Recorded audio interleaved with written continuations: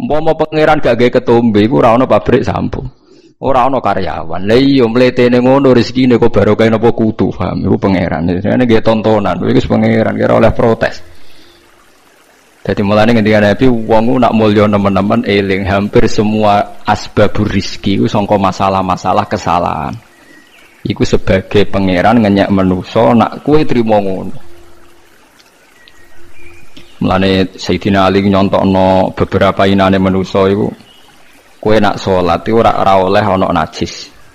Dadi nak kena telek diumbah, nak klambine najis diumbah.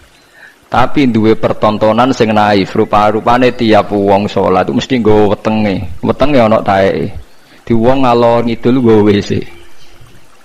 Dadi kena eling ngono mulyane ning ndi? Wis diarani wajib suci tapi tetep gledek nggawa WC.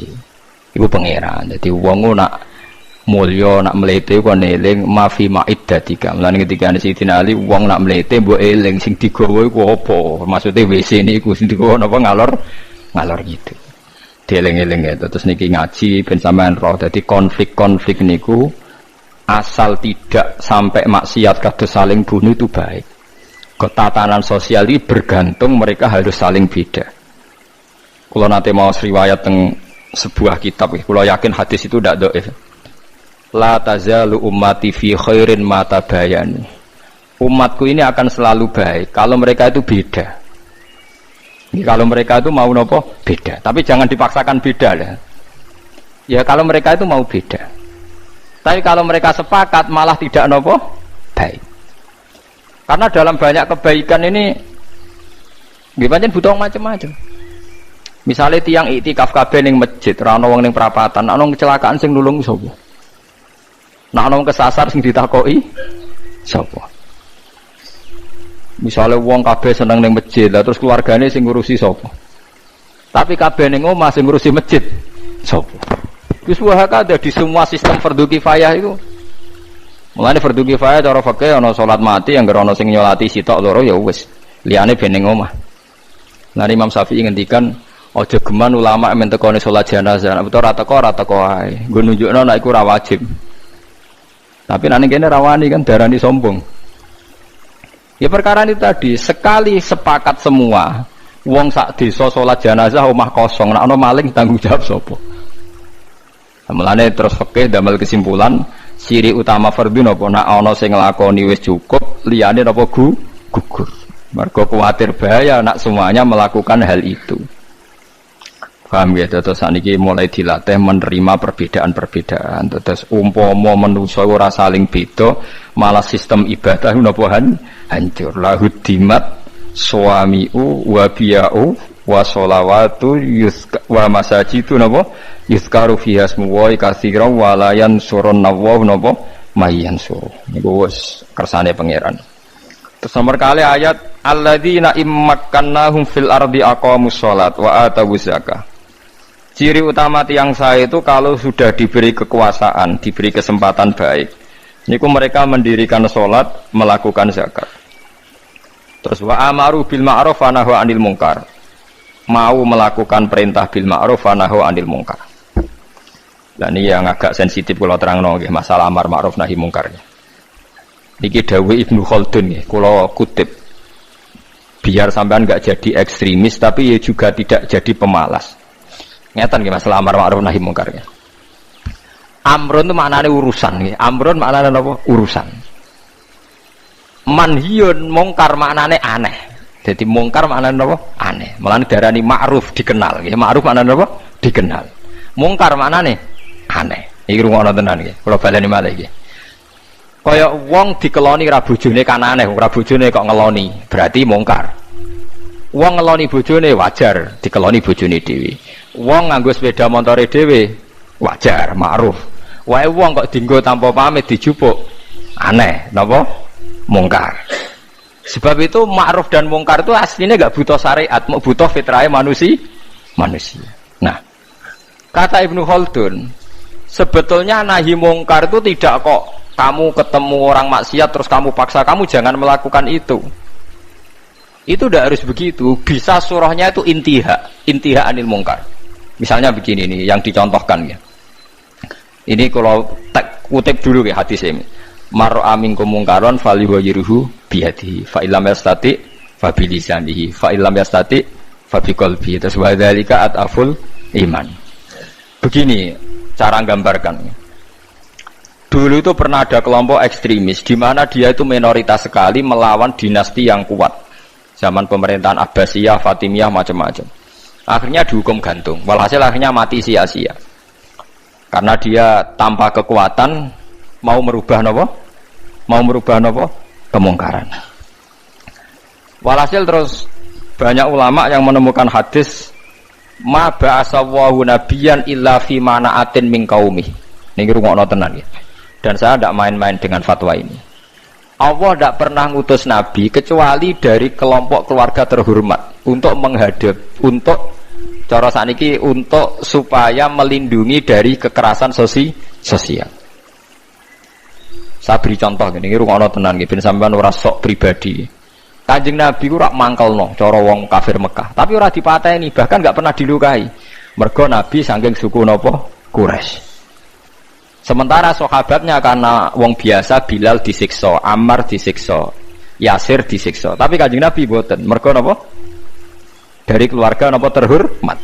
Padahal wong Quraisy gak seneng blas mbek Nabi. Nabi Syuaib nggih ngoten. Nabi Syuaib itu kaum merah seneng, tapi ora disiksa. Perkarane cara sakniki Gus utawa ningrat. Sampai kaumnya nak muni, ya Syuaib, andekan saya tidak mempertimbangkan keluarga Anda, pasti Anda sudah saya siksa. Walau la rohtuka la rojamnaka, wa ma anta alaina bi'aziz. Walau la rohtuka, umpama ora kelompokem, kowe ora keluarga ningrat wis tak siksa. Wa ma anta alaina bi'aziz, kamu itu tidak siapa-siapa. Lain Nabi Syuaib jawab, qala arohti a'azzu alaikum minallah. Paham ini rungokno tenan. Nah, kalau begitu berarti amar ma'ruf nahi mungkar itu bergantung asobiyah, bergantung satu kekuatan, imma kekuatan legal politik, wa imma kekuatan sistem keluarga maupun sistem nopo sosial. Kalau ndak kamu akan sia-sia. Karena ndak ada nabi diutus kecuali dari kalangan nopo terhormat, supaya masa-masa dakwah disalahfahami itu nggak sampai dibunuh. Gini wow kasus Nabi Syuaib kaumnya nopo? Kalau napa jenenge walau la rohtuka la rojam naka wa ma anta alaina bi'aziz. Qala ya qaumi arohti a'azzu alaikum minallah wattakhadhtumuhu wara'akum napa dziriya. Terus saiki Nabi sinten niku Saleh.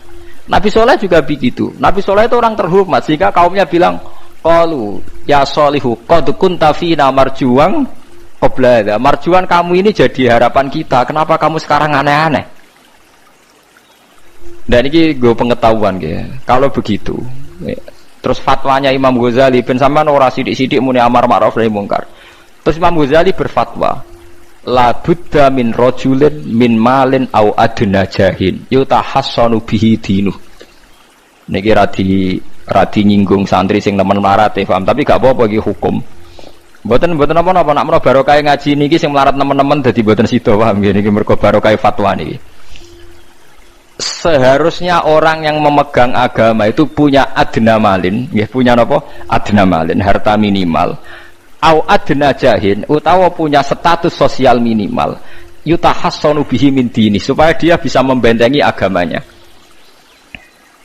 Saiki bayangno misale, kowe ku melarat buruwe wong kafir sing anti Islam. Rungokno nggih, kowe melarat buruwe wong kafir sing anti Islam. Di sistem politik negara yang anti-Islam, kowe iso mbayangno nglakoni salat. Mboten saged kan? Bagaimanapun kita nyaman salat di Indonesia mergo pejabat salat. Kita ya ora buruwe wong kafir sing nglarang salat. Artinya kita sekarang salat nyaman barokah adnal mal, ada sistem sosial, adnal jah, sistem apa saja sing menopang salat itu enggak dianggap masalah. Lah saiki suratul masalah iso mbok walik, jajal ae saiki kowe urip ning Timor Leste misal. Duwe majikan sing nganggep salat itu masalah. Ada sistem negara misalnya yang nganggep salat itu masalah. Kamu kangelan kan salat.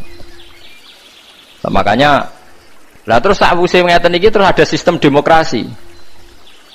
Begini misalnya suratul masalah. Wong Islam dukung demokratisasi agama itu untung tak rugi.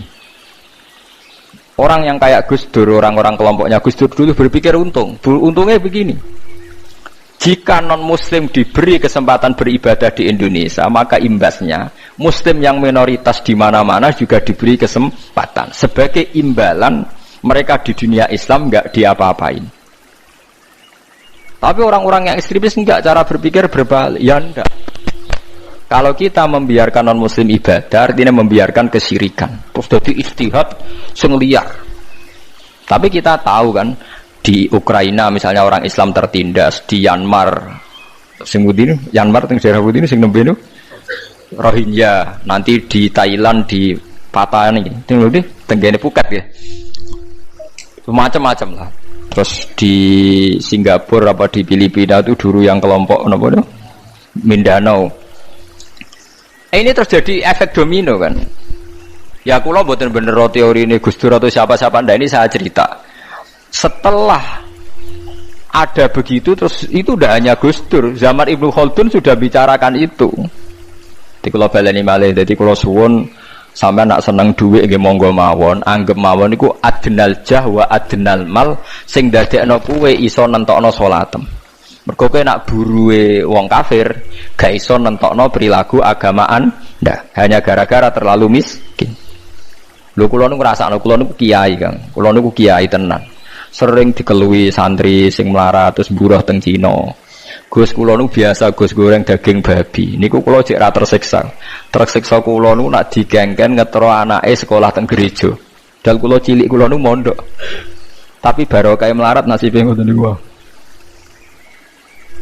Saya punya cerita lebih ngeri lagi. Ada temen miskin buruh niku wong itu wong ya non muslim. Dia agak perilaku sosialnya kacau gitu. Biasanya dia mau cukup kon ngeteroni gon-gon maksiat. Suatu saat bangkrut itu tenanan. Dikai kunci mobil, pokoknya golekno paling ayu. Terone omahku, waduh, tahu ngaji Fathul Muin wong ngene piye saja. Dekne lagi sadar, metuki kula nu nangis. Gus kula niku kualat mbek hadis kadal fakru ayakuna kufrun. Fakir iku mendekati napa? Kekafiran. Mboten iki sing melarat-melarat ben tobat. Nak melarat temu ya rada musibah ben roh maksudnya. Mboten iki urusan hukum, ora kok nyinggung wong melarat. Dulu dia itu pernah janggal dengan hadis itu. Wong Nabi biasanya dawuh ahyini miskinan, kepengin melarat kok iki kok muni fakir ku ndekati napa? Kafir. Dekne janggal kok. Kok Nabi kesane arogan. Biasanya Nabi ku bilang melarat iku ora. Karena dekne melarat kepengin dibela Nabi. Dadi roh hadis kadal fakru ayakuna kufran niku janggal deh. Bareng ngalami nasib ngoten tangisan deh. Walhasil dia metu gak kerja terus metuki kula mbek nangis. Kualat tenan Gus kula. Jadi ini cerita, sampean ora usah tersinggung cerita hukum. Berarti kalau sekarang umat Islam berpolitik itu baik karena lewat partai Islam umat Islam itu nanti salatku gak aneh. Wis anggap ae ben salatku gak aneh. Kowe duwe di kekuatan sistem sosial yo baik, tapi kabeh nggo jaga keberlangsungane salat. Ora hadzun nafsi. Sanggap ae di dhuwit gue ngenakno aku nak salat ana sing nglarang, tapi nak dhuwitku gantung wong sing ora salat iso wae aku dilarang salat.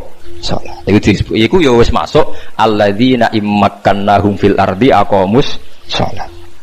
Di kula suwun sampean sing melarat ya cita-cita wae duwe dhuwit sing dadekno gampang salat. Lah nek sampean wis betah melarat, tapi kula melarat lah salat teng mriki lancar ya alhamdulillah. Jadi kan gak masalah kan gak ada akibat apa-apa. Tapi ki aja mikir ngono, gara-gara melarat temu tuk turunan iso wae anak sing buruh. Sampeyan ngalami hal yang tidak kamu alami.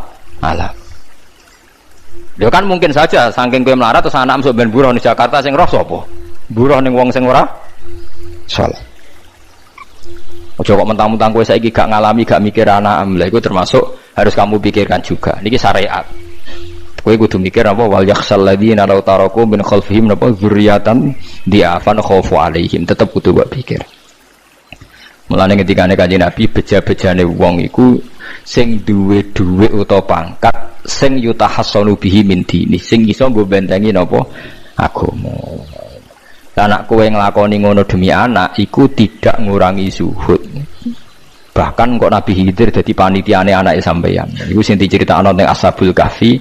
Ketika ana cah cilik anake wong soleh, abahe kabundut.